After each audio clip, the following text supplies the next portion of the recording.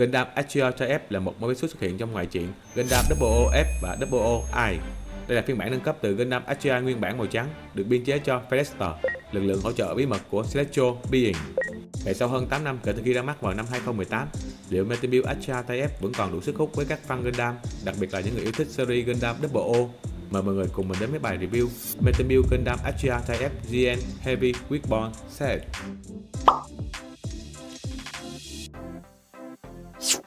Theo cốt truyện của Gundam WO, Gundam Astrea mã hiệu GNY WO1F là Gundam thế hệ thứ hai, được phát triển như một cỗ máy thử nghiệm cho các công nghệ và vũ khí mới. Từ những dữ liệu thu được trên Astrea, tổ chức Celestial Being đã phát triển nên Gundam Astrea mã hiệu GN WO1 thuộc thế hệ thứ ba. Có thể xem Astrea chính là tiền thân và nền tảng để Astrea ra đời sau này. Trong dòng Metebuild, Bandai đã phát hành 4 biến thể của Gundam Astrea gồm Astrea Proton Zihen 2 Mega Launcher, Astrea Type F, Astrea Type X và mới nhất là Astrea 2.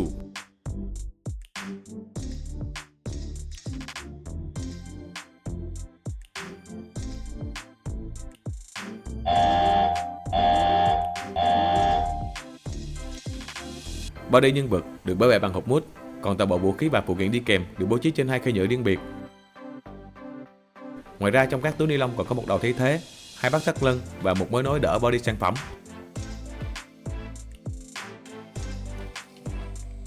Còn đây là sách hướng dẫn, khá dày, nhìn thôi là thấy mệt mỏi rồi.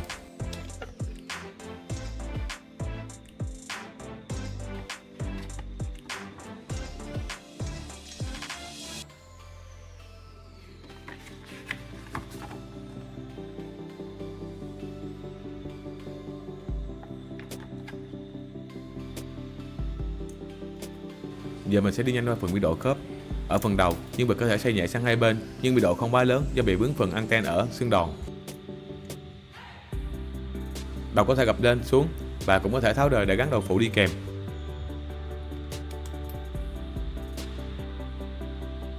Ngoài lề một chút, lý do Astrea Type F có hai đầu là vì phiên bản đầu gắn mặt nạ cảm biến, đầu bên phải màn hình, không chỉ tăng khả năng dò tìm mà còn giúp che giấu danh tính của cỗ máy khi thực hiện các nhiệm vụ bí mật.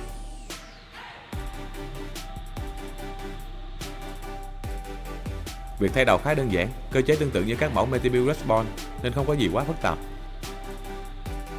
Nếu soi kỹ vào bên trong thấu kính GN ở ngực, chúng ta sẽ thấy Bandai có khắc thêm dòng mã hiệu 001 Type F. Đây là một chi tiết khá nhỏ nhưng thể hiện sự chăm chút của hãng.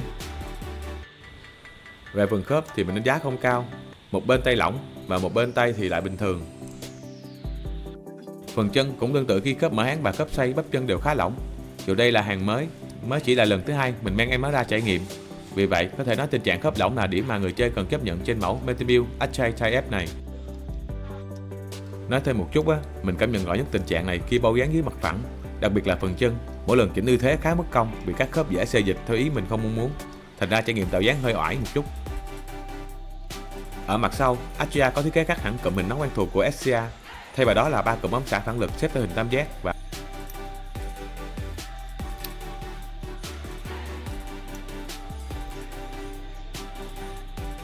Astrea Type F Metebuild đi kèm hai lựa chọn giáp váy sau, một phiên bản dùng để gắn các chui beam saber, còn phiên bản còn lại được thiết kế để mang các tấm khiên.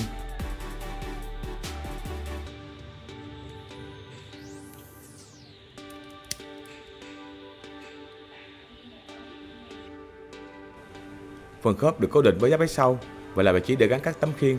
Nó cho phép người chơi tùy chỉnh góc độ của khiên theo ý muốn. Tuy nhiên, biên độ chuyển động khá hạn chế.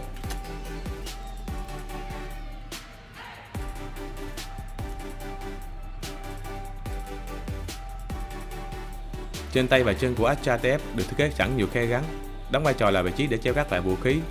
Ngoài ra, hai bát bên hông cũng có thể dùng để mang thêm trang bị, tuy nhiên cần thay thế bằng cặp bát chuyên dụng.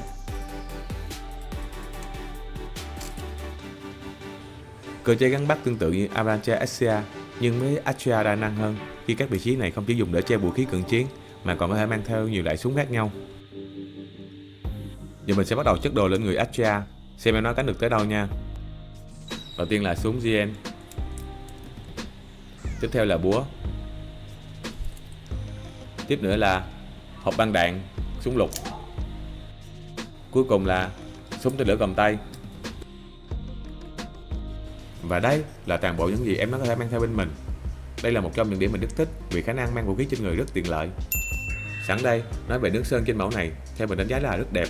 Từ màu sắc đến độ hoàn thiện đều cho cảm giác rất cao cấp và thực sự mình chưa tìm ra điểm nào đáng để phàn nàn. Điểm cộng nữa là tông đỏ chủ đạo, khá hợp gu với người Á Đông, vốn xem là màu đỏ là biểu tượng của may mắn và tài lộc. Cá nhân mình cũng không ngoại lệ. Mọi người có thấy thứ mình đang thấy không? Không cần cầm lên tay, chỉ cần nhìn thôi là đã thấy mê rồi. Với 7 khẩu súng được trang bị trên người, Astra TF thực sự mang đến cảm giác vũ trang từng răng đúng nghĩa luôn. Đầu tiên, vũ khí tầm trung GN Beam Rifle là loại súng cầm tay được kết nối trực tiếp vào ổ cắm bắp tay của Astra TF. Theo như sách hướng dẫn thì chi tiết này có thể gạt sang trái hoặc phải, nhưng đến giờ mình vẫn chưa hiểu để làm gì. Bạn nào biết thì để lại bình luận chia sẻ với mọi người nha. Phần chốt đuôi súng sẽ cài trực tiếp vào bàn tay, giúp giữ súng chắc chắn hơn. Tiếp theo là khẩu GN Hand Missile, bộ vũ khí bao gồm 3 cụm phóng tên lửa cỡ nhỏ, mang đến hỏa lực khá ấn tượng cho Astra TF. Ngoài việc gắn trên tay và chân, vũ khí cũng có thể cầm trên tay nhờ phần bán cầm được tích hợp sẵn. Phần súng có cơ chế mở các nắp che, thể hiện lại trạng thái sẵn sàng khai hỏa của khẩu GN Hand Missile.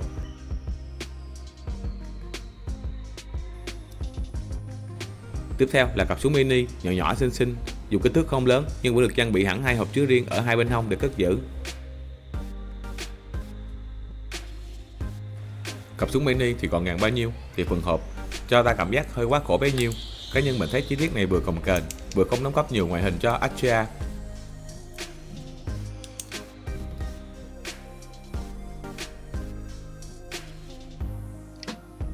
Tiếp theo là GN Bazooka, khẩu pháo đạn vật lý cỡ lớn của Astra.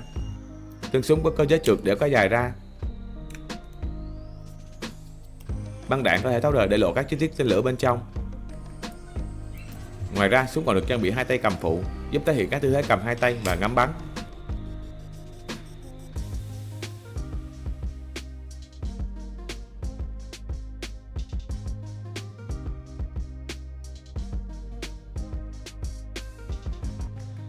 Cuối cùng là cặp pháo GN Ranger với sức công phá cực lớn.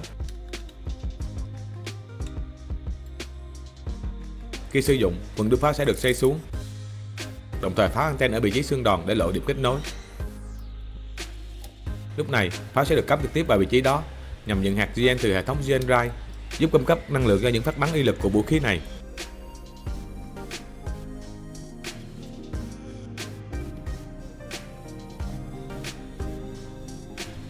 Một chi tiết nữa mà chắc nhiều người sở hữu em này sẽ phớt lờ, đó là mở phần nắp che đậy của chốt súng. Thú thật là chỉ đến khi làm review, mình mới xem kỹ lại sách hướng dẫn và phát hiện ra chi tiết này.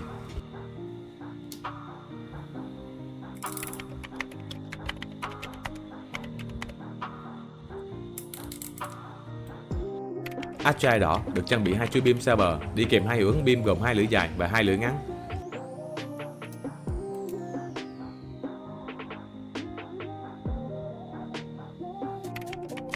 Vũ khí gần chiến không thể không nhắc tới cây chùy gai đi kèm dây lõi nhôm. Ý tưởng là để người chơi tạo các tư thế vung hoặc quật linh hoạt, nhưng nói thật là phần đầu chùy khá nặng nên dây khó giữ được dáng tự nhiên như mong muốn. Tiếp theo là cặp Rotor GN Quật, cơ chế hoạt động khá tương đồng với GN Quật của Astra. Tuy nhiên điểm khác biệt là phiên bản của Astra không được tích hợp súng bên trong như Astra mà chỉ đóng vai trò là vũ khí cận chiến thuần túy. Cách gắn Rotor GN Quật sẽ hơi khác một chút. Đầu tiên tháo phần bát khóa trên thân kiếm ra, sau đó dùng thanh phụ trợ để tháo bát nhỏ ở dưới cánh tay.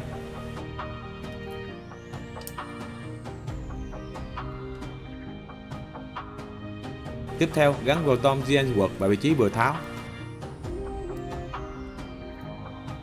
Rồi cuối cùng lắp lại bát khóa ở bước đầu để cố định vũ khí. Tiếp theo sẽ là bộ khiên tiêu chuẩn. Trong phiên bản này, Bandai trang bị tổng cộng 4 tấm khiên cùng 6 mối nối trái phải để người chơi tùy biến cách lắp đặt. Về thiết kế, khiên của Astra và Astra gần như giống nhau. Điểm khác biệt nằm ở chỗ khiên của Astra được bổ sung cơ chế bung mở các tấm giáp, giúp tổng thể trong cơ khí và thú vị hơn. Giờ mình sẽ nói về các mối nối của khiên. Khi kết hợp với khiên, người chơi sẽ có 2 tùy chọn lắp đặt là gắn ở phía trên hoặc phía dưới. Các mối nối này được thiết kế để cắm trực tiếp vào các khe vị trí trên tay, hoặc thậm chí gắn ở bát hông. Tiếp theo là các mối nối dùng để kết hợp nhiều tấm khiên lại với nhau, cho phép người chơi tạo ra nhiều cấu hình phòng thủ khác nhau tùy theo cách lắp đặt. Các thanh mối nối được tích hợp 3 khớp động gồm 2 khớp xoay và 1 khớp kép. Nhờ đó người chơi có thể điều chỉnh góc độ của các tấm khiên để tạo ra những thế phòng thủ khá thú vị. Điểm cộng là các mối nối dù làm bằng nhựa nhưng vẫn được sơn đồng bộ với mặt trong của khiên nên nhìn khá cao cấp và không bị cảm giác đồ chơi. Sau cùng là cặp nối nối kim loại gắn vào GN Drive. Cặp nối nối kim loại này có 3 khớp, gồm một khớp xoay và 2 khớp gập, cho khả năng tùy chỉnh vị trí khiên. Nói cho dễ hiểu thì chúng đưa các tấm khiên từ vị trí thấp lên cao hơn, hoặc xoay ra trước sau do người chơi mong muốn.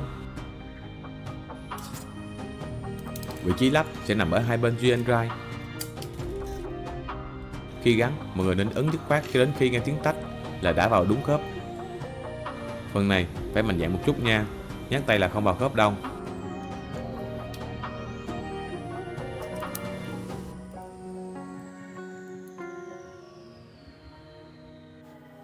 Còn chắc tới mức nào hả? Khi tháo ra mình phải dùng nến kìm mới rút ra được. Mọi người mua hàng cũ nên kiểm tra đủ 4 bát này, 2 bát cổ tay và 2 bát trên GN Drive. Phụ kiện cuối cùng là đế trưng bày, 4 cặp bàn tay và mối nối đỡ nhân vật.